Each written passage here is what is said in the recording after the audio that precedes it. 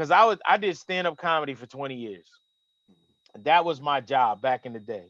And then through doing stand-up comedy, I ended up going and performing in Hilton Head, South Carolina in 1998, the week that the PGA Tour was there. And I didn't know anything about pro golf. I had only just started playing golf. And a kid I went to high school with knew that I was going to be performing that week and was like, "Hey man, let's go out to the tournament." And I'm, yeah, okay, cool. We're going like Saturday and Sunday. When back in 98, that's the only days it was on TV. And he was like, "Nah, we're going on Tuesday to watch practice." And I was like, golf practice is the stupidest thing. I felt like Allen Iverson before that. We talking about practice? Golf practice. I'm gonna need you to pee in this cup and go to HR because I think you smoked a little too much.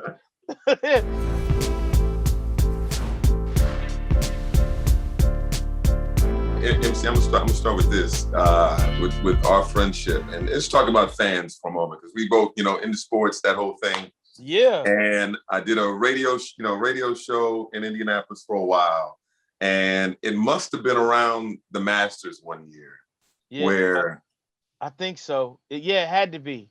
Because I don't even know. I don't remember how y'all found me.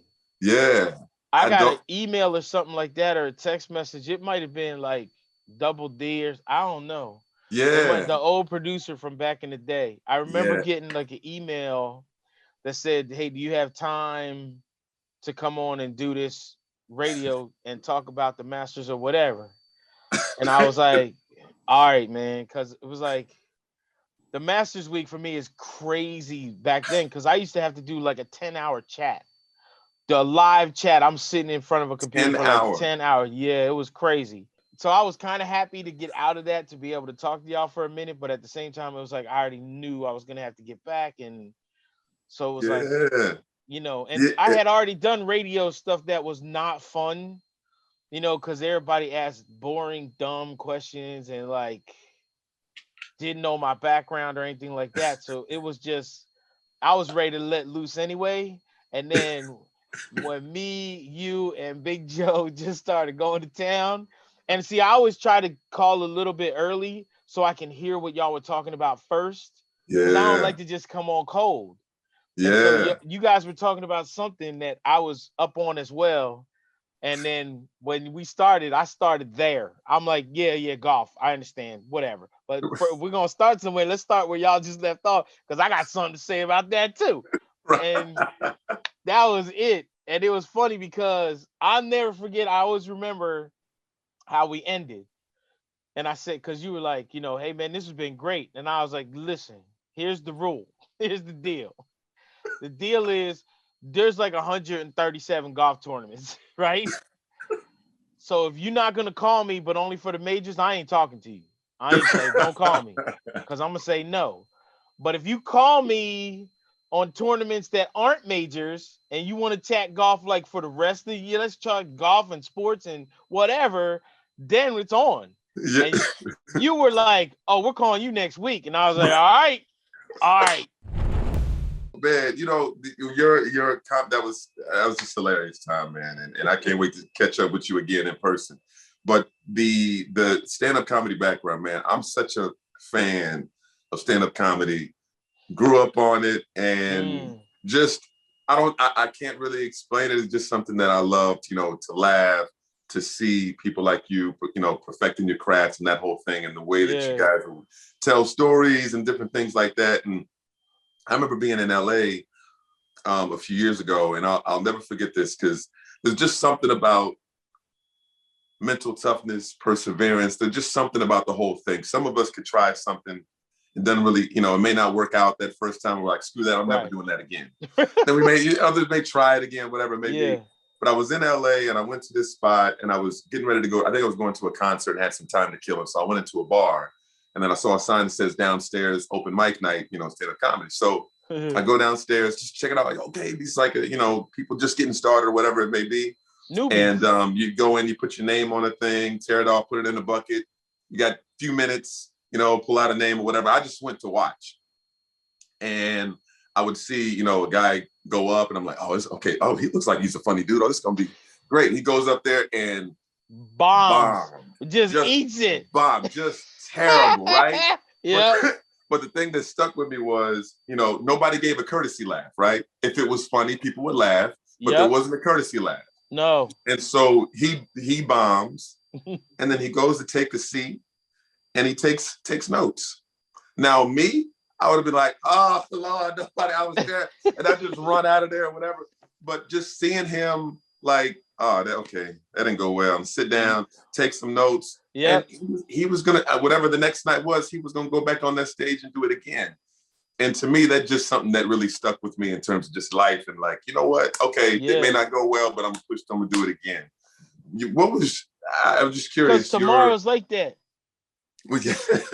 That's the thing. Is you always, Yeah. as a human being, you gotta you get to decide. This is something I learned from my grandfather. Was happiness is a choice. So you get to decide what song gets to play in your head. Mm. And you get to decide if you give the power to somebody else to play a song in your head. You decide who that is. So if things don't go well one day as a comedian, it's like that's fine. You can sit there and try and blame the audience, or you can go, I bet if I told the joke this way and changed it around a little bit, all right, how can I make an adjustment so that they find the funny that I have with that, whatever that subject may be? And how can I get what I'm thinking out in a way that resonates and hits people? And Yeah. like you can do that in any walk of life, in Yeah. anything that you do. I mean, heck, Yeah. there's been times, you know what I mean? There's been times you like, all right, ready? Here's ESPN Sports Center. Let's go here. And you like, and Jolie forget all the facts you were supposed to just spit out. And now it's like, yeah, so yeah, there's guys playing golf today, and they're going to really try hard, right? You know Bro. you're eating it. So but at the end, you got to decide. Okay, are you gonna now make it? Hey, don't put me on TV no more because I don't want to do that. You know what I mean? Like I don't like that. You know? Right. Real quick, I'll go back to the comedy thing because that reminds me of a story. Like I was PA before I was PA for the Pacers. I was doing the MC work. Yeah. Hey, we're gonna do a free Welcome throw everybody. competition. Yeah. That type of thing. And Ali Love does it for the Brooklyn Nets and does an just amazing job. I wasn't any close to that, but people, figure I was, pretty smooth with the whole thing, and they're like, okay, great, you're doing a good job with this. This is great, and would not have any slip ups or anything like that. And then one day, I don't know if I was just taking had a headache and had extra medicine or whatever it was, or it was just one of those moments. They were coming to me and I was supposed to say, hey, let's just say these jerseys are half off at the home court gift shop. All right. And that was my hit. Okay. Wait, next time out, that's the thing. Time out comes, I'm on camera. Hey, got these jerseys. You can get them upstairs. Hey, see this jersey? You can get him something with the. Yeah, all right, cool. He didn't say. What did he say? I don't think he said anything. And I just, you talk about a walk of shame, because the guy who's the producer or whatever it may be, he just looked at me and was like, That's what was the that? worst part. The worst part is when the producer and the camera guy, and if you got a sound guy too, and they all look, like a dog watching TV. They don't quite understand. Just pictures and movement. It doesn't really have meaning. Yeah. What were you trying to say? Because I know. Right. I think I could have said that. That's when it gives other people like real hope. They'll be like, well, yeah, I can do that right there. That's easy. That's the easy one. Right. I don't know if I would have been appreciated. Bro, that was terrible. Or the stare down. I don't like I don't know which was worse. So tell me, how did you get into stand-up comedy and just... My friends made me do it. I didn't want to. Made you do it? Yeah. I was in Lancaster, Pennsylvania. and it was always my dream to like be a stand-up comedian. And they had an open mic night in at a place called the Uptown Comedy Club. But I'll never forget it. They've been doing it for almost a year. I was like 19, 20. I was 19 when I found out about it, and 20 when I finally went on stage. And that was because my friends started bugging me like 3 months before I went on stage. Come on, man, you got to go do this. You got to. And I was like, nope, nope, I ain't doing it. And I wouldn't tell them why. But here's the God's honest truth. The God's honest truth of why I wouldn't do it for 3 months was because I kept thinking to myself, if I go on stage and bomb, then I lose my dream. And then what? Like, what am I going to do if I go on stage and that dream that I get to hold close to my heart is crushed? Like, I don't have a backup dream. You know what I mean? Like, I dream of being a stand-up comedian or a used car salesman. Hey, like doing if you most people don't have backup dreams. So I was like, I don't want to do this, man, because if it sucks, like now what am I gonna do? Yeah. You know, and this is when you get older, then you realize like the conversation we just had about it ain't about getting knocked down. Like it's about because that's gonna happen in your life. But when you're 19, you've never really experienced that, you know, not in life. So, you know, the thought of being knocked down is like, yeah, nah, I don't need to do that, you know. And but they wouldn't let it go. So finally I was like, all right, listen, I'm gonna get up. It was 5 minutes. You were allowed to go do 5 minutes.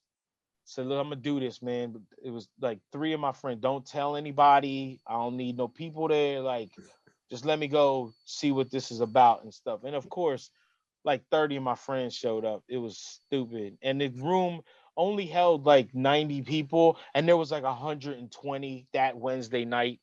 And still, so the guy, the MC, there's a dude on stage. The MC comes over to me and he goes, "All right, so the guy's on stage, and then him, and then you, cool?" And I was like, "Okay." And as soon as he walked away, man, I had an Eminem moment. I went into the bathroom. It's the only time I've thrown up before going on stage. Ooh. And I was in the bathroom like, huh, why are you doing? What are you doing? What are you doing? Because you have those, you know, that's when the angel and the devil are just sitting there, you know, and the angel is like, hey, this is your moment. You can do this. And the devil is like, you ain't faking this from nobody, right? You ain't getting through this. You know you suck. You know you're not supposed to be doing this, you know? And then you have that battle. And I walked out on stage and I remember I told my first joke, and I remember you're so it's the one time like people say one of the greatest fears people have is public speaking. And you do have that moment, you know, that first time I went on stage, it you go into fight or flight. And so I hit my punchline, and I remember you are so jacked up on adrenaline that time really does slow down. So when I hit that punchline, nothing happened. Right? And I'm like, there's here goes the little devil. I told you. I told you got no business being up here. I told you. And the angel is going like, it's okay. We'll just get to the next joke. You're gonna be okay. And so as the devil is coming, that little devil guy is be like, nope, you suck. You might as well just stare. And as that's going on, I hear what sounds like thunder, like a rolling, like lightning hit outside, and it sounded like thunder came, and then blah, the whole place like a laugh exploded, and it hits you like a sound wave. And when Man. that hit me, bruh, there is no drug or alcohol that can top that. Nothing. No, nothing. Oh, Nothing. You can't. There's nothing that you can do that's gonna mimic that feeling. And I remember when that hit me, my very next thought was, let's go, you got this. And so I did my 5 minutes, come off stage, the place went crazy. And I walked to the back of the comedy club, and there were two, I even remember their name, man. It was Lee Schaefer and Bud Tanger. And they're professional comedians that I learned later. And so Bud is taller, like grizzly looking dude, and he was like, hey, how come we haven't seen you working the circuit in this area? Like, hey, you haven't been Maryland around. What do you? And Lee was like, yeah. What other clubs do you work at? And I was like, that was the first time I've ever done stand up. And Lee looked at Bud and then looked at me, and he was like, you found what you need to be doing. And that Wow. was it. Wow. That was it. Done. Do you remember one of those early jokes? Yeah, I'm half black, half white, look Spanish. I got to go to United Nations to pick up girls. I don't know who I'm supposed to date.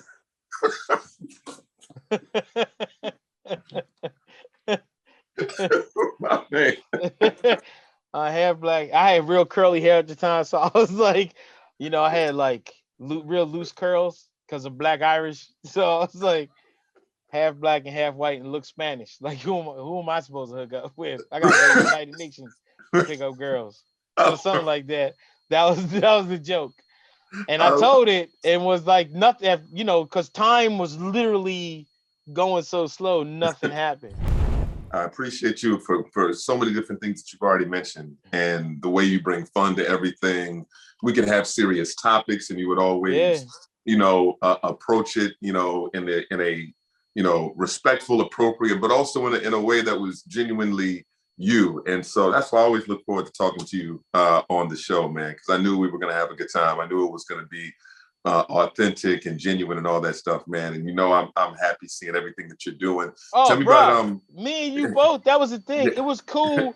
It was cool that we had that platform too. That like we could talk about really serious stuff, and there were times yeah, that everybody got emotional on the show yeah, because we were talking about something that hit so close to home, or it were hurt. right, And it's right, okay to it's okay to feel that. And I think that was the cool thing that I always appreciated, the fact that y'all kind of allowed me to hurt the way that I hurt. And sometimes mm-hmm. everybody feels hurt different. Mm-hmm. And my way of feeling things is like to comedy is my defense. It's still, people Yeah, ask me to this day, like, do you miss doing stand up? Yeah, it's my therapy. yeah, Sometimes when I get on stage, I wasn't getting on stage for you. I was getting on stage because I needed to get something off my chest, you know? mm, And the fact that I could do that and make people laugh was therapeutic to me. And that's yeah, what made me feel better. Like, I'm really happy that it makes you laugh, but that ain't why I'm doing yeah, it. right. Sometimes there are some times when it's like that's the biggest compliment I could get doing stand up was when people would say, "Man, I was having a crappy week or a really bad month, and man, you just made that go away for an hour." And like that, it means something. It Yeah, means, it humbles you as a human being to know that you can do that for someone. no doubt, no doubt. Can you tell me about um, how much fun you have doing America's Caddy on Oh ESPN man. Plus, bro? It's crazy. So it's this has been such a long time coming too, because that was one of the things. I never been at a meeting one time in Bristol, with the people I had done the car wash with, and they were trying to figure out like how do we use Michael to the best of his abilities, because they were like, hey, we could have him write, and I'm like, well, you could, but if you need it on Monday, I should have started working on it like 3 weeks ago, because y'all know how I type like. And transcribing, bruh, I will procrastinate. I'll be cleaning out lint Right. traps and like garbage disposals and stuff. I'll be cleaning toilets. When are you gonna do that? Oh yeah, I gotta clean this toilet though real quick before I go. Like, I'll procrastinate like a mofo. And one of the dudes, the head dude, was like, "Why don't we just give him a camera and set him out, let him go?" And they were like, "Nah, we better not do that." But that's what kind of how America's Caddy is. It's Yeah. basically like we just go, okay, what tournament we want to focus around? So the new America's Caddy. So the first America's Caddy we did was based around the PGA Championship in San Francisco. So it was about Harding Park and stuff, and we did animation about a funny story where Rory McIlroy wanted to go to the Mayweather Pacquiao fight and like spent $50,000 on tickets, rented a private jet, and then couldn't go, and ended up watching the fight with me in the media center on a 21-inch screen TV. Instead of being ringside for 50 G's, he had to give the tickets away.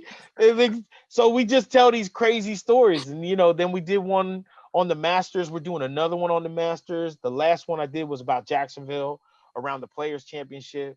And so I got to kick field goals with Josh Scobie in Jacksonville Stadium. And then we hit golf shots. Can you imagine like being allowed to hit golf shots in a football stadium? Like, you talk about a dream.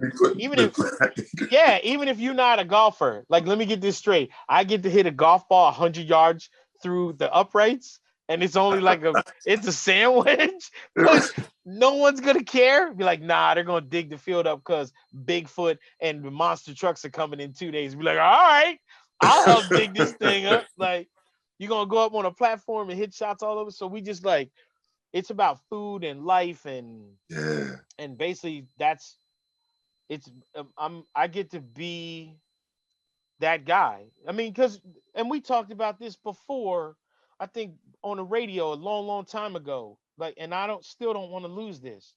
I mean, I know I'm a journalist, and I know that I have to do reporting and serious stuff like that. But when it comes down to it, I'm a fan.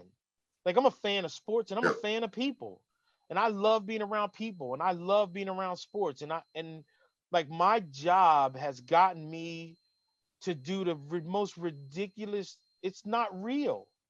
Yeah. To this day, I'm still waiting for the alarm clock to go off. Be like, the getting people will be like, you're a name dropper. It'd be like, if I just told you I'm hanging out with a buddy of mine and stuff like that, and you found out later it was like Ken Griffey Jr. or Aaron Rodgers or Steph Curry, you'd be like, yo, how come you didn't tell me who you was hanging out with? Because if I tell you, then you're gonna be like, oh, look at you, name dropper. So like, but in the same sense, it's like, I also I come home and I tell my family and my friends, like, this is crazy. Like, this ain't real.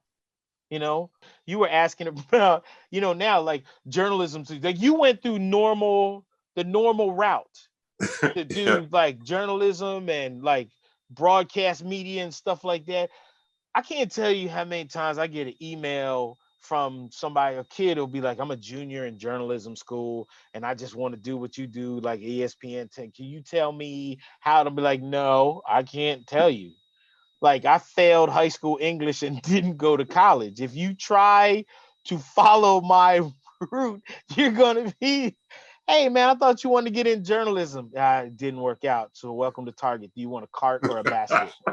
Like, don't try to follow what I did, because it's not. I was not supposed to make it. There's a Yeah. agent out there now who, I got a lot of nicknames from back when I was caddying and stuff, and this dude calls me Dream. He says I'm the American Dream, and he was like, "Yo, Dream!" He would scream it from places, and finally I was like, "Man, why you call me Dream?" And he was like, "Because you are the epitome of the American Dream.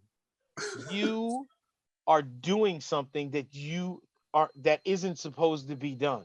Mm. Like, somebody who looks like you and sounds like you, one, is not supposed to be in the golf business, right? And then not only are you in the golf business, you've dug out a niche where no one, like, anybody anybody who hates on you, God, it's a they problem, because like, you're so genuine and nice, and you're the same person off camera that you are on. And the fact that you turned this into making a living is the American dream. That's So all.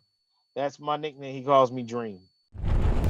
This was just like how the radio show would go. We would talk about a whole bunch of other stuff, and at the end would be like, "Oh yeah, golf." So I know, so yeah, right. we had all this time. So quick, give me top 3 golf courses to visit. So if you're going to go to PGA Tour event, Mhm. especially now that we're slowly but surely, yeah, keep your mask on for like 2 more months, please. That's kind of funny how that works. They're like, we're gonna burn our masks. We're going back to how it is. Wonder why all these people is getting sick again. Be like, you don't know. Okay. Uh, so when we get back to fans being at regular events again, there's two tournaments that I tell everybody you got to go to. You got to go to the Masters, and you got to go to the Waste Management Phoenix Open. And the reason I say that is because they are the exact opposite. Remember the devil and the angel? So the Yeah. Masters, going to the Masters, like, it's going to be very expensive. You're probably going to have to get scalp tickets, but whatever, do it. Go on a Tuesday or Wednesday, so you get a camera. You can go take a ton of pictures, get your picture taken in front of the clubhouse, and it's worth it, because it is literally like going to church on Easter Sunday and Christmas Eve combined. It's that you feel that when you walk onto those grounds. Wow. It's like Wow. that. And the Waste Management Phoenix Open is the devil. It is the hangover. bachelor party. Like he's like the wedding crashers, combine all of that. Yep, that's it. Literally, that's it. They that's a tournament that, before the pandemic, it never was a sellout, because if you showed up, they'll sell you a ticket at regular price. You ain't got to buy no scalp tickets. I mean, that year that Tiger was there, it was 750,000 people in 2 days. And out of those 750,000, maybe 30 saw golf. Maybe. The Wow. rest of it, yeah. I was walking with a cop to go back to like get in my position.